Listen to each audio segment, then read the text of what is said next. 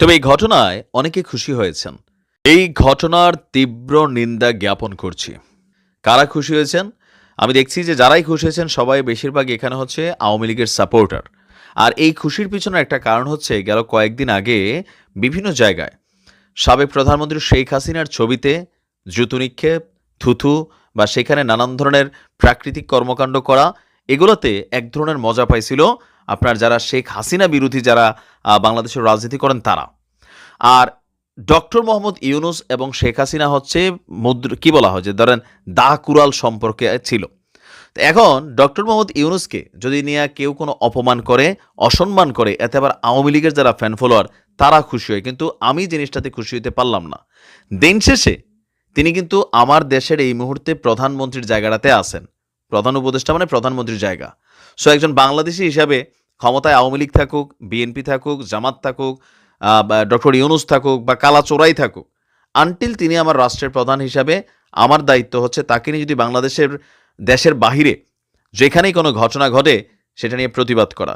শেখ হাসিনার ছবিতে যেমন জুতুমারা থুতুমারা অন্যায় ছিল, ডক্টর মোহাম্মদ ইউনুসের ছবিতেও আজকে জুতু এবং থুতু মারার জন্য যেই ধরনের পোস্টারিং করা হয়েছে তাও ভারতবর্ষে, সেটারও আমি নিন্দা জ্ঞাপন করি। কারণ এই অসম্মানের খেলা এটা কখনোই কারো জন্য সম্মান বয়ে নিয়ে আসে না।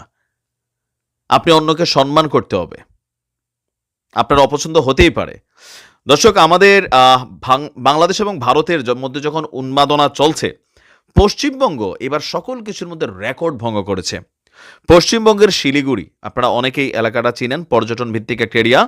শিলিগুড়িতে আমাদের অন্তর্বর্তী সরকারের প্রধান ডক্টর মোহাম্মদ ইউনুসের কিছু পোস্টার লাগানো হয়েছে, ডক্টর মোহাম্মদ ইউনুস বিরোধী পোস্টার। তো সেই পোস্টারে লেখা রয়েছে, এই ছবিতে থুতু ফেলুন এবং আমার মুখে জুতা মারুন।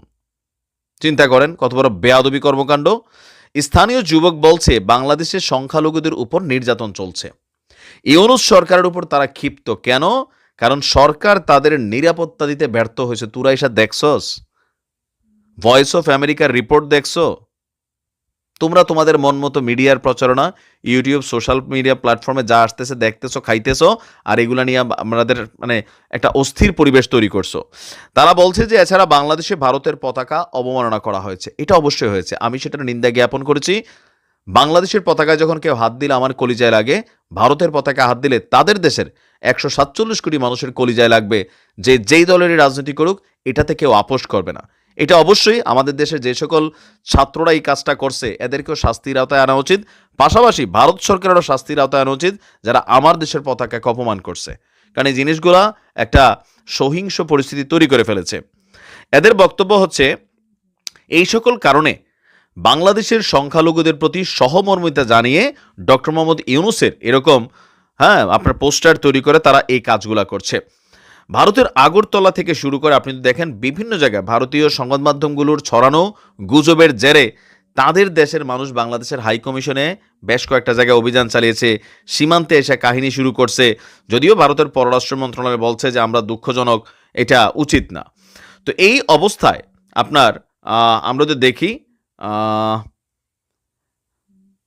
শিলিগুড়ির বিভিন্ন জায়গায় বাংলাদেশ সরকারের বিরুদ্ধে নানান ধরনের প্রচার, প্রোপাগান্ডা এবং কি ভুলভাল তথ্য দিয়া ডক্টর ইউনুস এই সরকার হিন্দু বিরোধী অনেকটা এরকমই বোঝানো হয়েছে। এবং কি আপনি দেখেন বিজেপির যে মন্ত্রী ছিল না, যে পার্লামেন্টেরিয়ান শুভেন্দু, সে বলছিল ইউনুস মৌলবাদী বা উগ্রবাদী ইউনুস না মৌলবাদী ইউনুস, এরকম শব্দটা ব্যবহার করছিল। ইভেন তাদের দাবি হচ্ছে এই মুহূর্তে সারা বাংলাদেশে হুজুরদের রাজত্ব চলতেছে, যারা কট্টর হিন্দু বিরোধী তাদের রাজত্ব চলতেছে।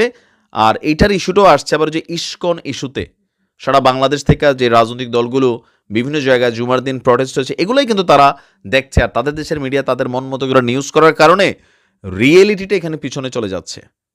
বাট আমরা তীব্র নিন্দা জ্ঞাপন করছি। এই কাজটা ভারত সরকারের এটা নিয়ে পদক্ষেপ নেওয়া উচিত, যারা এই কর্মকাণ্ড করছে তাদেরকে গ্রেপ্তার করা উচিত।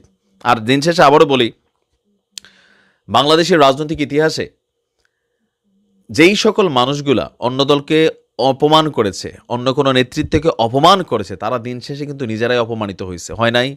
আওয়ামী লীগ ক্ষমতা থাকাকালীন শহীদ প্রেসিডেন্ট জিয়াউর রহমানকে যথেষ্ট কটূক্তি করতে সবাই, তারেক রহমানের নিয়ে কটূক্তি করতে। এখন কিন্তু জনাব তারেক রহমান ভদ্রলোক বলিয়ে কিন্তু আবার ওনাকে মেনশন করেন, তাই না? আজকে আওয়ামী লীগের সাথে যেটা ঘটছে সেখান থেকে বাকিরা শিক্ষা নেন। এই যে আজকে আপনি শেখ হাসিনার ছবিতে জুতু মারছেন, থুতু মারছেন, তো কালকে পরশু তরশু আবার দেখা গেছে আপনার দল আপনার নেতার সাথে আবার দেশের রাজনৈতিক প্রেক্ষাপট পরিবর্তনের সাথে এইগুলা ঘটবে। এগুলো নিয়ে তখন কেউ কথা বলবে না। এই কালচারটা বন্ধ হওয়া দরকার। যে কোনো রাজনৈতিক দল ক্ষমতায় থাকাকালীন অন্য কোনো রাজনৈতিক দলকে অপমান করে জাতীয় নেতৃত্ব বা তাদের যে দলীয় প্রধান নেতৃত্ব আছে তাদেরকে ছোট করে কোনো কটূক্তি করতে